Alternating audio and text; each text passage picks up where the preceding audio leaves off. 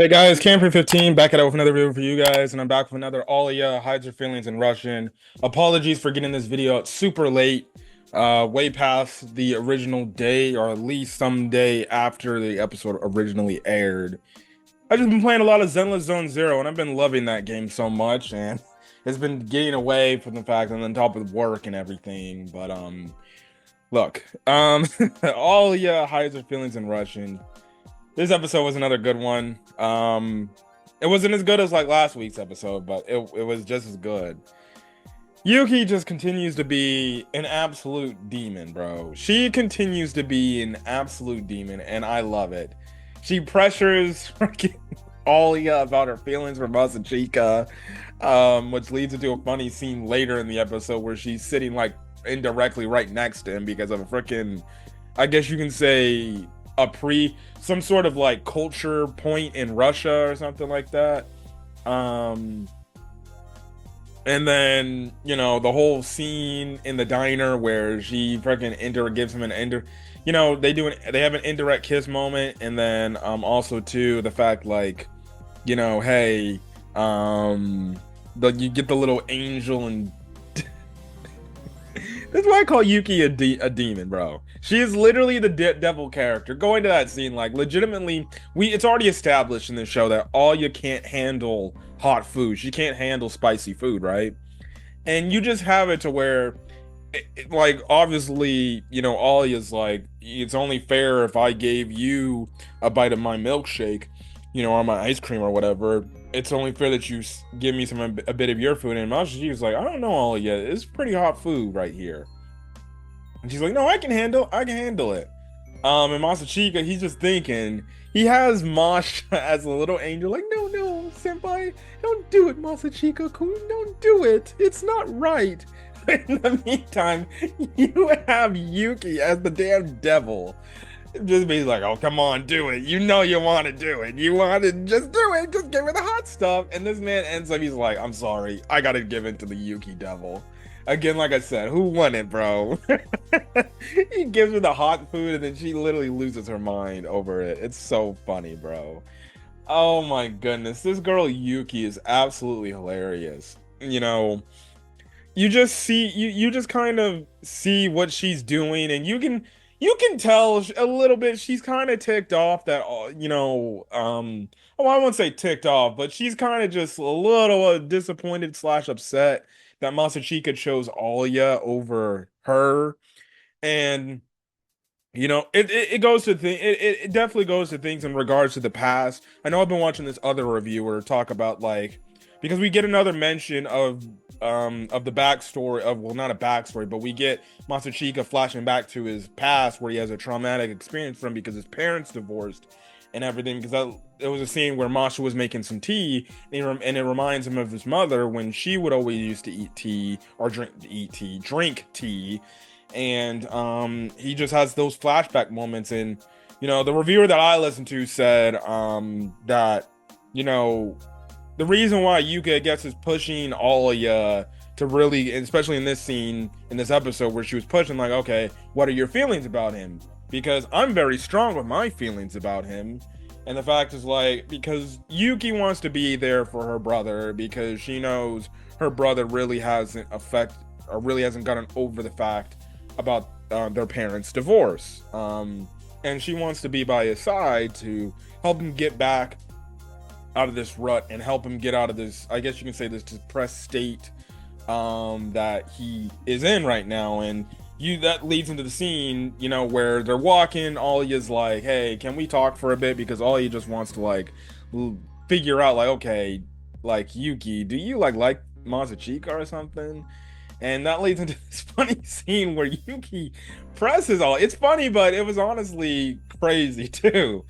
And then so Alya asks Yuki his question and everything, and she's like, "Hey, do you like Masachika?" And Yuki, she's like, "Yes, I do like Masachika. You know, I really do like him. Matter of fact, I love Masachika." When I was first watching this scene, I was like, "Oh, okay, now it makes sense. That's her brother. Of course, you gotta have love for your siblings." And then the moment she said, but see the context with the fact that Alya thinks, like, okay, Yuki is legitimately like his childhood friend growing up. So to her, it's kind of like bothering her the fact like, okay, this girl is in love with this guy that I like, but I'm hiding my feelings that I do like him. And it's funny because Yuki then goes on to further up. She's like, actually, I love him. And I honestly love him more than my own mother and my own father. And I'm just like, oh my God. Now, it would make sense because, you know, with their parents splitting up, it would more than likely make the siblings get a lot more closer because they've been apart from each other. And plus, we know how much, you know, Yuki wants to help out Masachika in his time of need, more than likely, with him still not have gotten over the divorce of their parents. But I just find it absolutely hilarious with the fact that she damn near knows she knows that Alya likes obviously her brother, and she's just placating this whole childhood friend thing. And she's like, you know what? Let me just tease her a bit.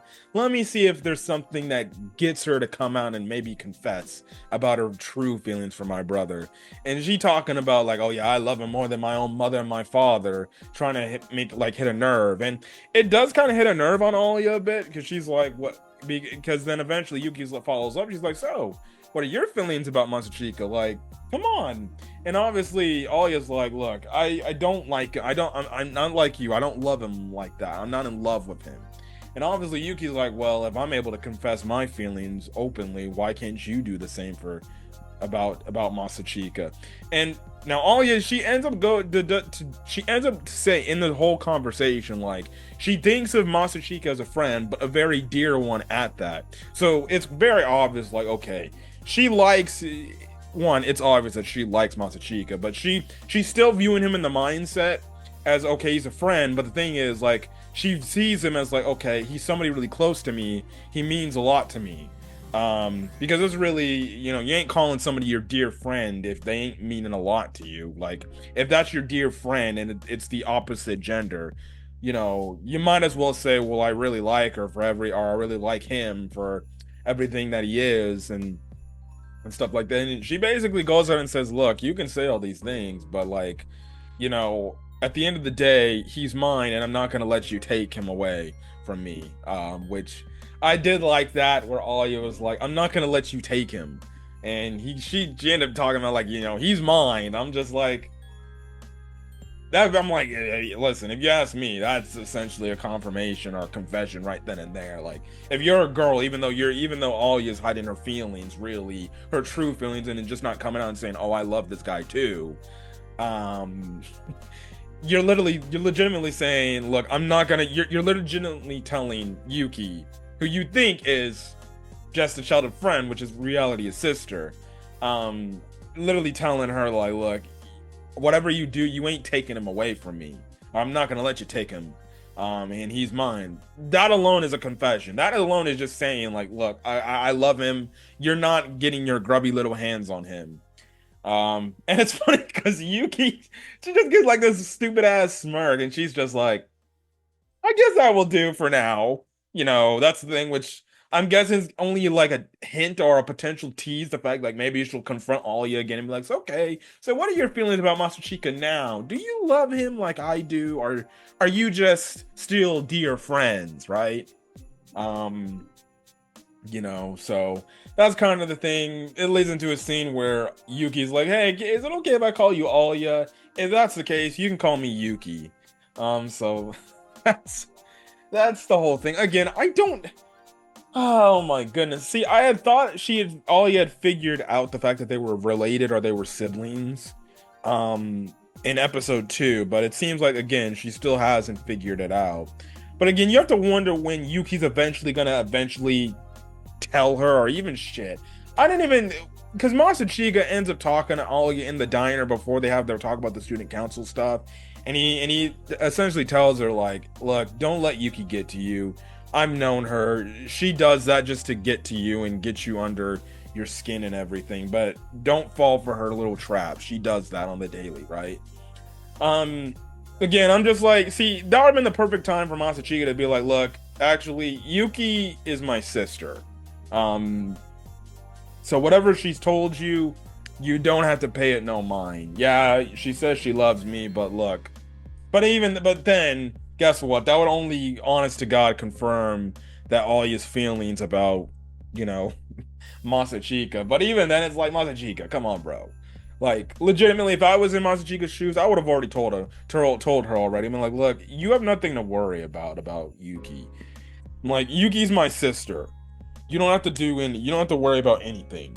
You know, she's just a little troublemaker. She does her own thing. But you have to wonder when eventually Yuki or Masachika is gonna eventually tell freaking Alya, like, yeah, we're actually related siblings. So you ain't nothing. No, personally, I'd rather Yuki tell Alya, because at that point in time, you know, you can lead it up to maybe when Alya is finally ready to admit her feelings for Masachika. You know, she could tell Yuki and just be like, because if Yuki presses her about it again, where she's like, oh, do you like my brother or something? Do you love my brother? Or do you love Masachika? And then she's like, you know what? Yes, I do love him, and I'm not going to let you have him no more. I'm done with you always asking me this question. And then that could lead into a funny scene where Yuki's like, oh, well, that's great. Oh, yeah, you don't have to worry about me. I'm actually his sister. So, go right ahead. He's all yours. Which would be a funny scene, because then he could have the like big-eyed all, you'd be like, wait, that's his sister? What the hell was I all worried about this entire time? So you get that funny whole, you would think. That also, even after their conversation, it leads into a scene where they're in the student classroom, the student council classroom, and she's literally sitting right next to Masachika. Masachika's like, dude, or she's like, he's like, what are you doing? Like, why are you so close to me? You're awfully close. And she's like, I just decided to sit right next to you, so, and everything. And she's like, well, you see, in Russia customs, you know, we're not allowed to sit at the corner of the table, right?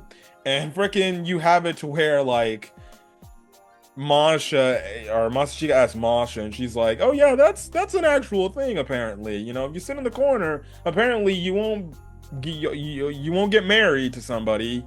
And then Masha kind of antagonizes Alya. She's like, wait a second, Sid. She's like, are you trying to tell me you found somebody you would like to marry? And at this point, the sister should already pick up on the fact, like, okay, she must be the reason why she's sitting off. My sister's sitting awfully close to this guy is because she likes him. Masachika is obviously like, no, there's no way. Like, why? You know, we're only 15. Why would she think about something like that? You know? It leads, and then it leads into them going to the diner and everything. You get an indirect kiss moment to where she wants to feed him her ice cream because she eats it at first, and she's like, here, just say aw and everything. And it's just like, and he's like, aw. That's funny because she's enjoying it and everything. So, yeah. Anyways, you get that. That leads into the scene about them talking about, like, it's not going to be easy to beat Yuki because Yuki's going to do what Yuki does, and plus she's a fan favorite in terms of the school.